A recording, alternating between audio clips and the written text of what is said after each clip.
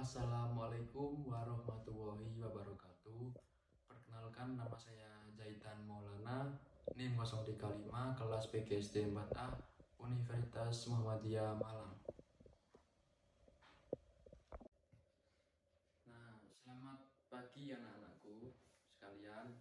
Ya, bagaimana nih kabarnya di rumah? Apakah baik-baik saja? Semoga baik-baik saja ya. Nah, di sini kakak akan menjelaskan materi tematik, yang dimana di sini muatannya yaitu 3 mata pelajaran, yaitu Bahasa Indonesia, IPA, sama SPTP. Nah, sebelum kita mulai pelajaran, alangkah baiknya kita berdoa terlebih dahulu supaya saat pembelajaran tersebut nanti lancar, tidak ada halangan sedikit pun. Mari berdoa mulai. Bismillahirrahmanirrahim. Alhamdulillah, berdoa telah selesai. Nah, di sini kakak akan menjelaskan mengenai teks pidato. Nah, di sini adik-adik tahu nggak apa sih teks pidato tersebut? Nah, teks pidato adalah bentuk komunikasi satu arah yang berupa pengungkapan kata, ide, gagasan yang akan dibawakan kepada para pendengar atau audiens yang akan kita beri kata-kata atau kegiatan yang akan kita lakukan. Nah, di dalam pidato tersebut ada beberapa metode. Nah, di sini adik-adik tahu apa saja sih metode yang digunakan saat pidato tersebut? Nah, di dalam pidato tersebut ada 4 metode ya. Yang pertama yaitu metode impromptu. Ya, tahu metode impromptu itu adalah metode yang dimana kita tidak ada persiapan yang matang. Misalnya kita saat melaksanakan pidato itu kita di dalam posisi yang mendadak, tidak ada persiapan sama sekali. Nah, disitu kita cuma membuat kemampuan kita, kemahiran kita untuk mengungkapkan kata-kata yang akan kita sampaikan kepada audiens yang akan kita beri pengarahan atau kita beri nasihat tentang kegiatan yang akan kita lakukan. Kemudian yang kedua yaitu metode memoriter atau memoriter. Nah, dimana metode memoriter adalah sebaliknya dari metode yang pertama yaitu impromptu, yang dimana di metode ini kita sudah mempunyai persiapan yang matang, sudah menghafalkan teks yang akan kita sampaikan kepada audiens. Nah, jadi di situ kita bisa membuat omongan yang lebih matang lagi daripada metode yang pertama tadi. Kemudian yang ketiga yaitu metode naskah. Nah, metode naskah ini adalah metode yang kita hanya sekedar membaca teks yang akan kita bacakan di saat pidato. Kemudian yang keempat yaitu metode extemporan. Nah, metode ini adalah metode yang dilakukan dengan cara mengandalkan kemampuannya, dimana kita hanya cuma menyatat isi-isi pokok-pokok pentingnya dari pidato yang akan kita sampaikan kepada para audiens tersebut. Nah, di sini juga kakak akan menjelaskan sedikit tentang tujuan pidato. Nah, tujuan dari pidato tersebut adalah supaya menjadi lebih baik lagi dan tidak ada kesalahan saat penyampaiannya. Di sini ada beberapa jenis tujuan yang akan kakak sampaikan, yaitu yang pertama, mempermudah seseorang yang berpidato. Nah, supaya kita bisa mempermudah pidato, kita harus memiliki tujuan. Itu yang pertama. Kemudian yang kedua, membatasi penyampaian informasi agar bisa lebih padat dan bisa lebih fokus kepada materi yang akan kita sampaikan kepada para audiens. Seperti itu ya tadi ya. Kemudian yang ketiga, memberikan inspirasi sehingga seseorang itu bisa berpidato dan bisa improvisasi atau bisa membuat suasana yang bisa membuat para pendengar atau para audiens itu menjadi lebih menarik mendengarkan apa yang telah kita sampaikan di pidato tersebut. Kemudian yang terakhir yaitu mengantisipasi terjadinya lost project atau hilang ingatan saat pidato, karena itu juga terjadi karena kita merasa demam panggung, merasa grogi itu, karena misalnya kita sudah maju ke panggung terus adik-adik nih saat pidato, wah aku gugup nggak bisa ungkapkan kata-kata. Nah itu bisa informasikan menjadi kata-kata pokoknya nyambung dengan apa yang telah akan kita lakukan seperti itu. Nah kemudian di sini ciri kebahasaan teks pidato. Nah teks pidato itu juga memiliki ciri kebahasaan, karena kalau tidak ada teks kebahasaan maka itu tidak disebut dengan pidato ya. Nah di sini ada beberapa jenis ciri-ciri teks kebahasaan, yaitu yang pertama menggunakan kalimat aktif. Nah dimana kita harus menggunakan kalimat aktif supaya pidato kita menjadi lebih menarik atau lebih bagus lagi. Dan yang kedua menggunakan kata tugas, yang dimana kita harus memberikan kata-kata tugas supaya para pendengar atau para audiens ini menjadi hatinya itu bisa terajab supaya kita dapat mengikuti kegiatan yang akan kita lakukan seperti itu ya hati-hati ya. Kemudian yang ketiga menggunakan teks pidato yang disebut dengan memasukkan kata sinonim atau penekanan. Jadi kita saat pidato itu harus memiliki tekanan supaya para pendengar itu bisa memahami bahwasanya ini adalah tekanan-tekanan yang bisa membuat para audiens itu tertarik dan juga menyimak apa sih sebenarnya kita sampaikan, apa sih sebenarnya yang bisa kita berikan untuk acara tersebut seperti itu. Kemudian menggunakan kosakata dalam bidang ilmu seperti itu ya. Dan menyisipkan beberapa kata benda yang abstrak. Nah, jadi kita harus memasukkan kata-kata abstrak supaya supaya para pendengar itu bisa memikir sendiri. Abstrak itu gimana cara kita membuat para pendengar itu memikir sendiri gitu ya. Kemudian yang terakhir memasukkan beberapa referensi yang terutama itu adalah pidato bersifat ilmiah sebagai data pendukung. Nah, kita bisa memasukkan referensi dari koran, dari jurnal, dari buku itu supaya pidato kita menjadi lebih baik lagi. Kemudian dalam pidato itu ada beberapa struktur isi pidato ya. Nah, di sini adik-adik tahu nggak apa saja sih isi struktur dalam pidato tersebut? Oke, kalau belum tahu kakak terangkan ya. Yang pertama yaitu salam pembuka. Nah, salam pembuka ini adalah bagian awal dari pidato, yang dimana ketika kita mau berpidato itu mesti kita mempunyai salam pembuka. Karena kalau tidak ada salam pembuka itu namanya bukan pidato ya adik ya. Contoh dari salam pembuka adalah Assalamualaikum warahmatullahi wabarakatuh, selamat pagi semua, salam sejahtera, dan sebagainya. Bisa adik rubah sendiri menurut kegiatan yang adik buat seperti itu. Kemudian yang kedua yaitu ucapan penghormatan. Nah, yang kedua ini adalah ucapan penghormatan yang dimana kita menghormati para sesepuh kita, para kayak orang-orang yang dihormati yang paling tinggi jabatannya seperti itu adik-adik ya. Contohnya yang terhormat, yang saya hormati Bapak Ibu Guru, Bapak Saiin seperti itu, selaku Kepala Sekolah SD Media 3 Asalam Kota Malang, dan beberapa jajaran-jajaran staf yang saya cintai seperti itu ya. Kemudian yang ketiga itu ucapan syukur. Nah, gimana kita setelah salam pembuka terus ucapan penghormatan, kemudian ketika itu ucapan syukur. Nah, ucapan syukur ini adalah sebagai rasa syukur kita kepada Allah yang telah memberikan kita kesehatan sehingga kita bisa berkumpul di dalam suatu acara ini, dalam satu kegiatan, sehingga kita tidak ada halangan sedikit pun. Contoh dari ungkapan syukur adalah yang saya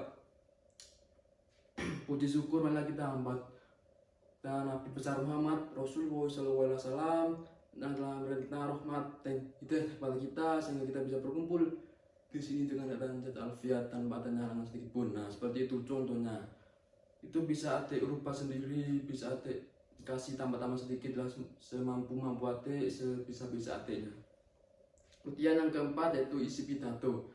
Nah, yang paling penting dari pidato ini adalah struktur pidato ini adalah isi pidato yang dimana kita menerangkan semua gagasan kita mengenai mengenai kegiatan kita yang akan kita lakukan ke depannya seperti itu. Nah, di pidato ini misalnya tentang hari ibu yang dimana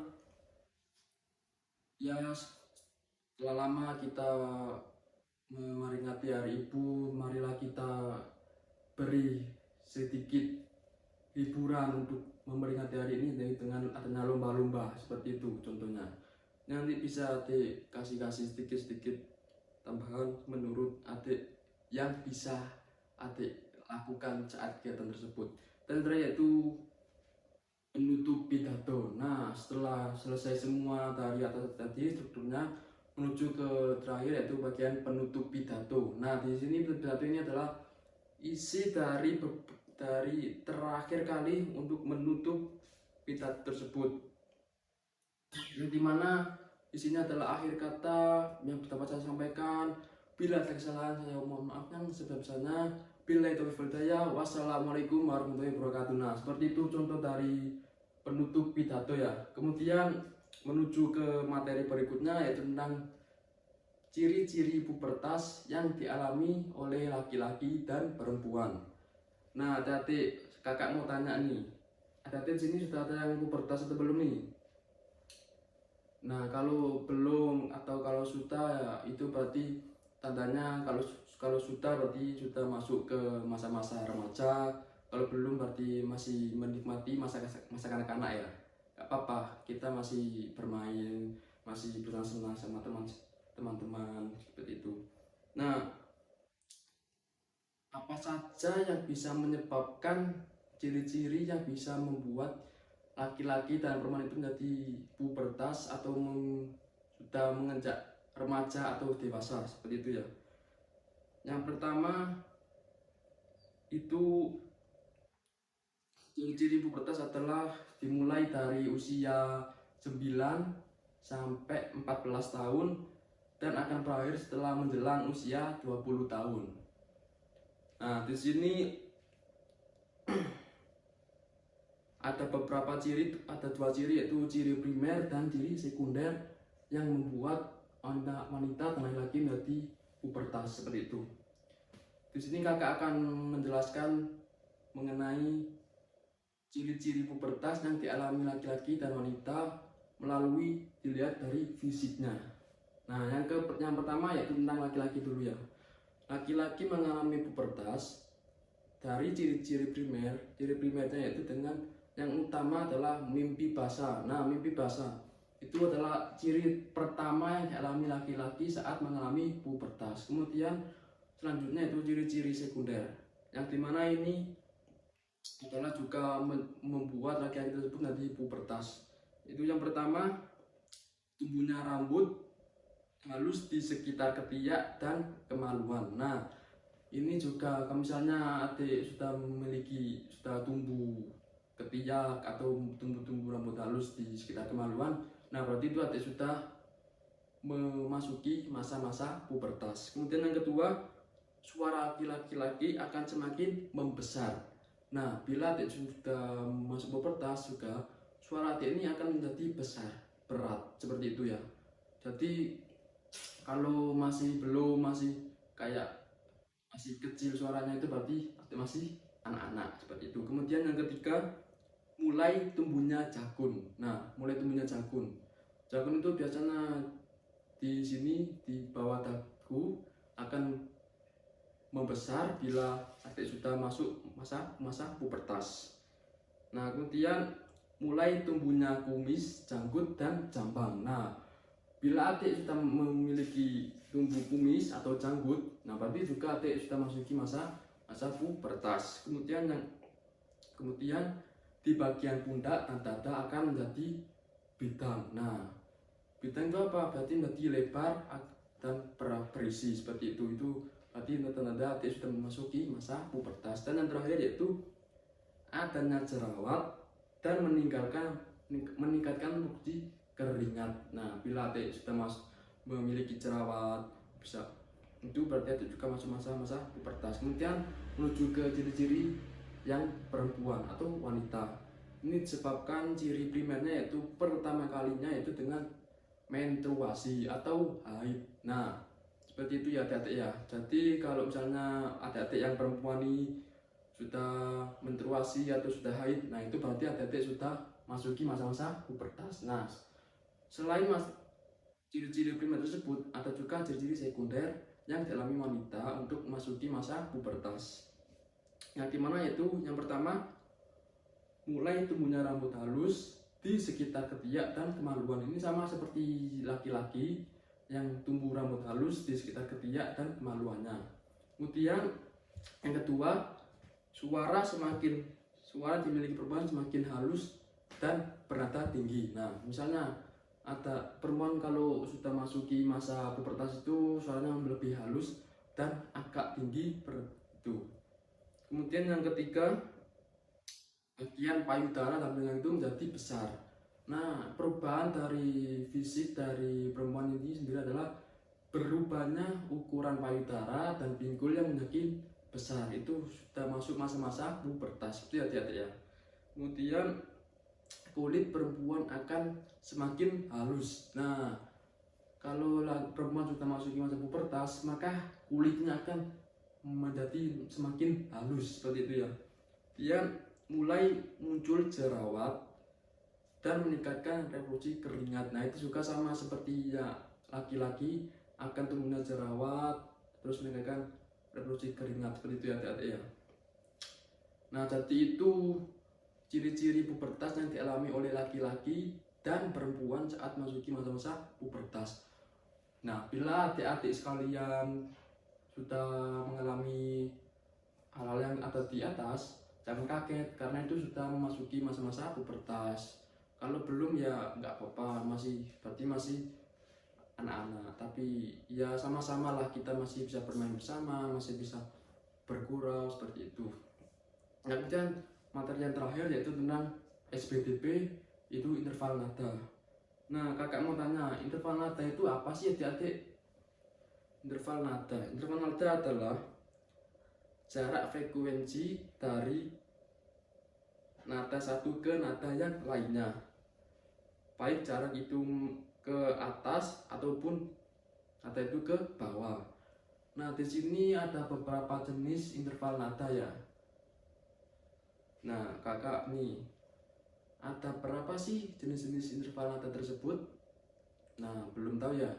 Ini kakak jelaskan aja biar lebih cepat selesai dan biar adik-adik semua paham. Nah, jenis-jenis interval nada adalah ada 8. Yang pertama yaitu prim. Prim itu adalah yaitu dari nada satu ke nada yang sama, misalnya dari do ke do. Nah, do ke do ini adalah sebuah nada yang berawal dari do ke do, misalnya do re mi fa sol la si do. Nah, itu kan do ke do ya, itu sama, misalnya dari awal do berarti juga do. Kemudian yang kedua yaitu sekon. Sekon yaitu interval nada dari nada satu ke nada kedua di atas atau di bawahnya. Misalnya nada do, do, ke re. Nah, seperti itu. Kemudian yang ketiga, teks. Teks adalah interval nada dari nada satu ke nada ketiga di atasnya. Contohnya do ke mi. Seperti itu ya. Dan yang keempat, kuat atau kuat yaitu interval nada dari nada kedua ke nada keempat di atasnya. Misalnya dari nada do ke fa, re ke sol, mi ke la, dan lain sebagainya. Seperti itu ya. Dan yang kelima, queen atau quid, yaitu interval 5 nada. Yang keenam, set adalah interval 6 nada. Ketujuh, septim, interval 7 nada. Dan yang kedelapan, yang terakhir adalah oktav, yaitu interval 8 nada. Nah, itulah beberapa jenis interval nada yang bisa kakak sampaikan dari beberapa materi yang telah kakak sampaikan tadi, supaya bisa diterapkan adik-adik di kehidupan sehari-hari dan bisa membuat kita menjadi paham apa sih yang namanya pidato, apa sih namanya ciri-ciri propertas dan nilai nada seperti itu. Nah, sebelum kakak tutup pelajaran hari ini, nah kita berdoa lagi untuk mengakhiri pelajaran hari ini ya adik ya.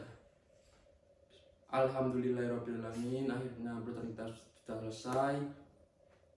Semoga kedepannya bisa menjadi anak yang berbakti kepada orang tua, terus hormat kepada orang lebih tua, dan menjadi orang disiplin ya tadi ya. Bila tahu saja, nun, wassalamualaikum warahmatullahi wabarakatuh.